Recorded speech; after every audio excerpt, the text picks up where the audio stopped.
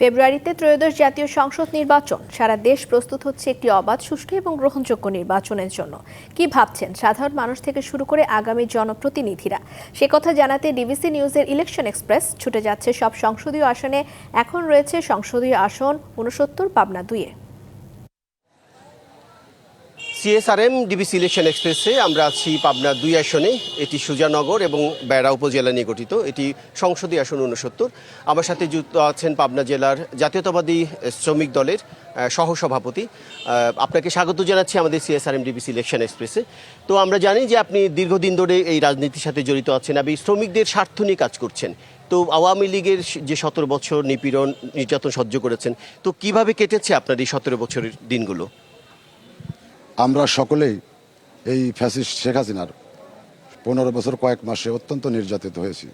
শ্রমিকরা যখনই তাদের অধিকার আদায়ের আন্দোলন সংগ্রামে ঐক্যবদ্ধ হওয়ার চেষ্টা করেছে, একটি অধ্যাদেশ পাশ করে এই শেখ হাসিনার সরকার শ্রমিকরা যাতে কখনো তাদের অধিকার, ন্যায্য অধিকার আদায় করতে না পারে, কোনোভাবেই যাতে আন্দোলন সংগ্রাম করতে না পারে, সেই লক্ষ্যে সবসময় জুলুম এবং নির্যাতনের মধ্য দিয়ে শ্রমিকদের উপরে অত্যন্ত বর্বর নির্যাতন এবং হামলা করেছে।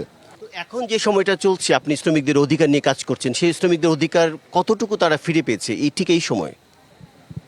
আমরা মনে করি জুলাই আগস্টের পরে আজকে বাংলাদেশে যে একটি সুন্দর রাজনৈতিক একটা পরিবেশ সৃষ্টি হয়েছে, অন্ততপক্ষে এই অল্প কিছু সময়ের মধ্যে শ্রমিকরা স্বাধীনভাবে কাজ করার সুযোগ সৃষ্টি হয়েছে। আমাদের সুজানগরের একজন নিবেদিত নেতা আছেন, সেই ১৭ বছর আমাদের যখন শেখ হাসিনা দুর্নীতি এবং নিষ্পেষিত করেছে দেশের জাতীয়তাবাদী শক্তিকে, তখন তিনি সবসময় পাশে থেকে প্রত্যেকটি গ্রাম থেকে গ্রামান্তর গিয়ে নেতাকর্মীদেরকে উজ্জীবিত করেছেন এবং নেতা কর্মীদেরকে সাহস জুগিয়ে তাদেরকে রাজপথে তাদের নিয়ে তিনি অনেক মিছিল, মিটিং, প্রোগ্রাম করেছেন। আপনারা স্বপ্ন দেখছেন বিএনপি ক্ষমতায় যাবে, কিন্তু আসলেই সেই স্বপ্নটা কি সফল হওয়া কি এতই সহজ?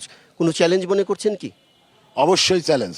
সার্বভৌমত্ব গণতন্ত্র রক্ষার যে প্রতিশ্রুতি উনি দিয়েছেন, জনগণ এটা বিশ্বাস করে এবং এদেশের মানুষ এটা আপামার জনগণ এটা বিশ্বাস করে যে আগামী দিনে তারেক রহমান রাষ্ট্রীয় ক্ষমতায় আসলেই, অবশ্যই বিএনপি রাষ্ট্রীয় ক্ষমতায় আসলেই বাংলাদেশে এদেশের মানুষের মুক্তি হবে। এবং আপনাকে অনেক ধন্যবাদ আমাদের সাথে সংযুক্ত হওয়ার জন্য। শুনছিলেন সিএসআরএম ডিবিসি ইলেকশন এক্সপ্রেস।